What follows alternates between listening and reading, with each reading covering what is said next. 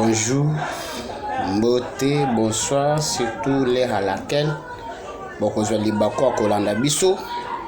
Topesi bino mbote bandeko na nyoto ya diaspora. Bazali na Poto, bazali na France, Belgique, bazali na Bruxelles, bazali na États-Unis d'Amérique, mokili mobimba na pesi bino mbote sans oublier bandeko na mosusu bazali na mboka Congo, République démocratique du Congo. Bisika o wapi biso toza kovanda na pesi bandeko na nyoto tout mbote bandeko na ngai ya Kikwit, bandeko na ngai ya Bandunduville, bandeko na ya Chikapa Kananga Mbujimai, Lubumbashi Kolozi, bandeko na nyoto ya Mbandaka, bandeko na nyoto ya Mwena Ditu, Boma, Mwanda, Matadi, Kimpese na pesi bino mbote mingi bandeko nanga bino bandeko oyanga oyo balingaka koyoka nga pe. Merci mingi na kotala toza ko évoluer muke na bandeko na biso nous tout baza kopesa biso ma opportunité baza kopesa biso matoi na bango po bayoka ngai pe po bayoka biso pe po bayoka mwa likanisi na biso tozali kopesa pe na pesi bino mingi na tondi bino botondi bandeko na ngai. Merci mingi pona tana bino obozozo pona kolanda biso yango na pesi bino merci mingi zamba pambola bino vraiment merci. Mais kobosana te tango zota la vidéo il faut kobosana te ko s'abonner ndeko na ngai s'abonner na posa ke to banda kosola to banda kosungana na moi quelques points d'actualité za kolega na kati mboka na biso parce que yo so telemite nga peso na telemite donc mboka oyo kozwa vraiment ba valeur na ngote. Donc mboka po ezala bien il faut yo tellement il faut ngana tellement biso nyonso il faut to tellement parce que mboka oyo ezali mboka na biso nyonso. Ok, naye encore une fois de plus et pas na bino bandeko na nga pamba te boyebi mokolo alobi ezalaki fête lelo tokobeta ka sujet moko ezali liberté provisoire ya VK Vital Kamerhe. Boyebi dossier na ye boyebi makambo ndenge likanaki pona moi petit rappel na bo bayebi Vital Kamerhe te. Vital Kamerhe azali président ya Union Congolaise, donc Union Nationale Congolaise, donc azali président ya INC. Voilà, c'est lui le président national. Il y a parti politique wana. Vital Kamerhe azali président de l'Assemblée nationale, ancien président de l'Assemblée nationale. Vital Kamerhe azalaki directeur de cabinet il y a Félix Antoine Tshisekedi Tshilombo. Vital Kamerhe ancien député national. Voilà, Vital Kamerhe yewana pona moi petit rappel pona bao ba ebiete yango na meki ko zongisela bino ma quelques fonctions au Vital Kamerhe a joué na kati ya mboka na biso Congo. Pour votre information, Vital Kamerhe bayo kanga itanga komi directeur ya cabinet ya mokonzi ya mboka Félix Antoine Tshisekedi Tshilombo. Bayo kanga ye bakanga Vital Kamerhe un certain jeudi le 8 avril 2020. Voilà, na Kinshasa na 4e rue na Paka Matete na Limete. Voilà, pona bao baza na kati ya mboka pona bao baza na king bayibi biseka ngo na zoloba Vital Kamerhe bakanga ke le 8 un certain jeudi comme ça 2020. Donc comme na juin, oui, je crois le 20 juin, on a Vital Kamerhe na tribunal de grande instance ya Gombe. Condamné na premier degré na 20 ans de prison. Condamné Vital Kamerhe. Après deuxième degré, ko réduire peine na et na 13. Vital Kamerhe azalaki condamné pour un fonds public. Azalaki projet ya Mboka parmi le premier 100 jours nae tant azu bokonzi nae a initiaki 100 jours nae mais muto azalaki lokola coordonnateur mutanda ko sala makambo nyonso wana comme na Vital Kamerhe yende mutanda osimba bambongo nyonso yende muto asala makambo nyonso mais faut malheureusement na campagne ezongele bandako etongama te, c'était prévu batonga bandako ya sika, c'était prévu basala banzela, c'était prévu basala makambo ebele. Mais par contre Vital Kamerhe asilaki kokutana na ba problème compliqué oyo ememaki na kati ya prison. Mais oyo tokoki koloba ezali nini? Vital Kamerhe abimaki lobi lundi le 12e mois de décembre 2021. Vital Kamerhe condamné à 3 ans la servitude pénale na prison centrale ya Makala, mais abimaki lobi bande konangai.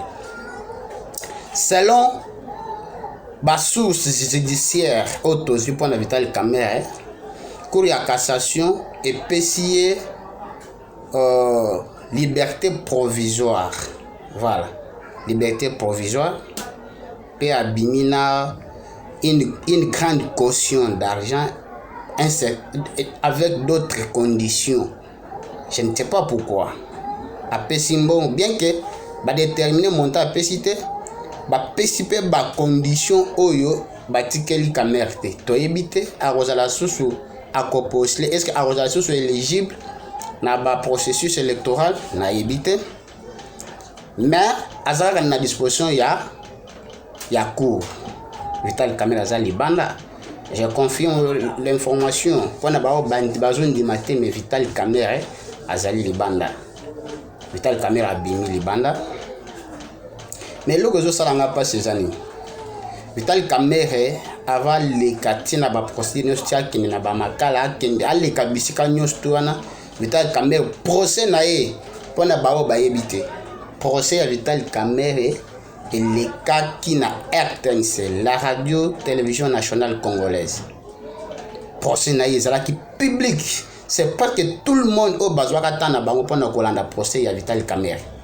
Tout le monde congolais nyoso azwaka tana pona kotala. Deni ne bazo samisa dirkab ya mokonzi mboka. Ko bima na yesu tango abimi bato baye kotala ensuite na ba réseaux sociaux. Donc, je ne sais pas pourquoi, avant qu'il y ait de prison, avant Samba, c'était télévisé na RTNC, Moutonyo Sabanda Rolanda.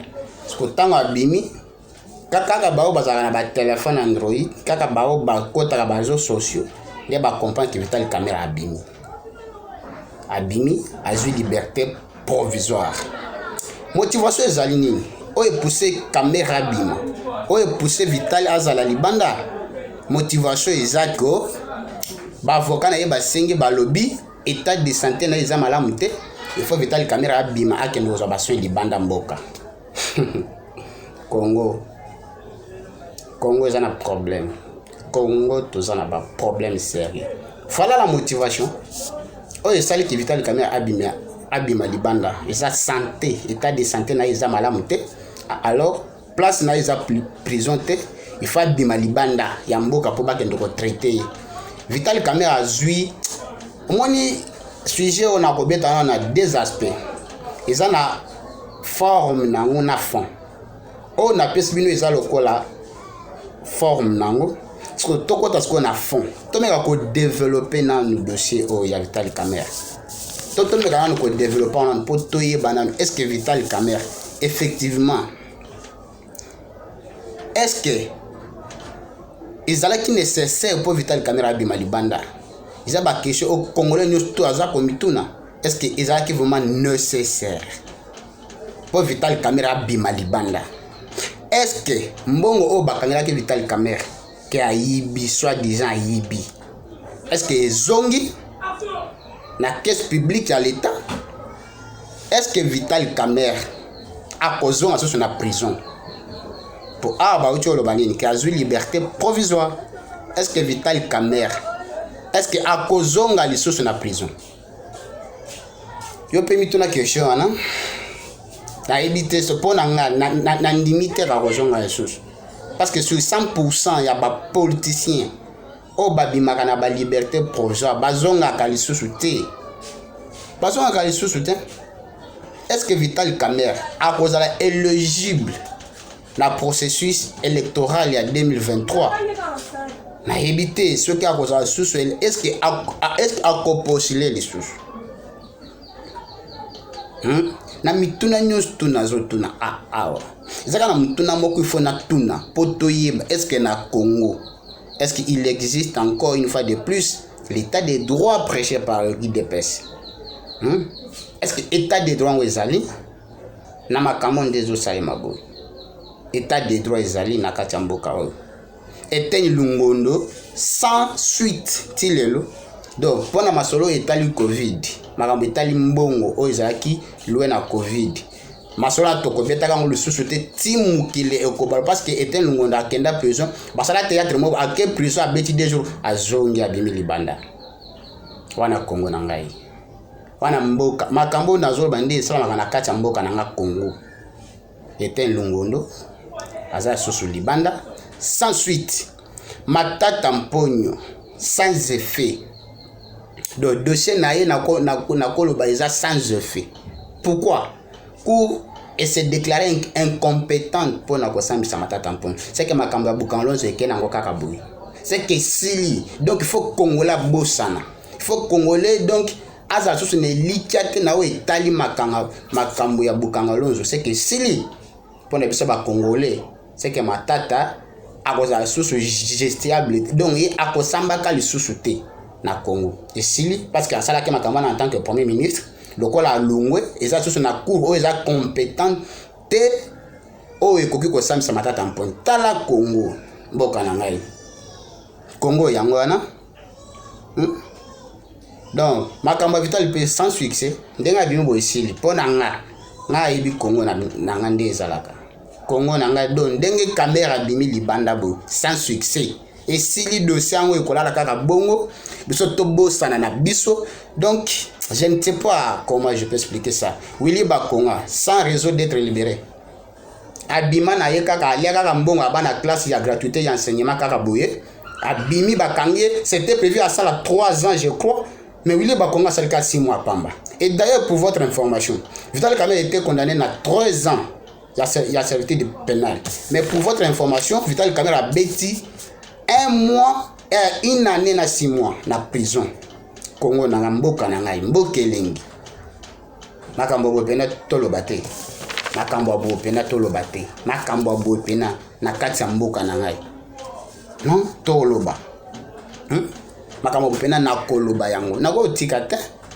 makambo bopena toloba te donc c'est comme si mutu na Congo d'ailleurs pour les vraies informations mokonzi ya mboka ifaye ba eloko moko biloko yo bazo sala biloko ezo salema na justice ezo lembisa donc l'état de droit promet par l'UDPS parce que comment la caméra bakange na prison yango bando ko sala makasi ya Félix Tshisekedi yango bando ko pesa mutu nyos courage ya koyeba pena que non en réalité vrai état de droit to bando ko luka ça fait longtemps et koti na kati mboka na biso parce que Vital est dans la prison donc mutu nyos abandaki kokima mutu nyos abandaki ko banga ko sima mbongo à l'état mais à tout moment na siko auto zone eza ba théâtre o eza vrai théâtre penado bakangi mutu akasali 6 mois abimi ngape na kona ko yiba pe na ibi na oyiba so na ke prison na obeta moi 6 mois 3 mois na bimi nanga pe mbongo wana ya mboka ekozonga pete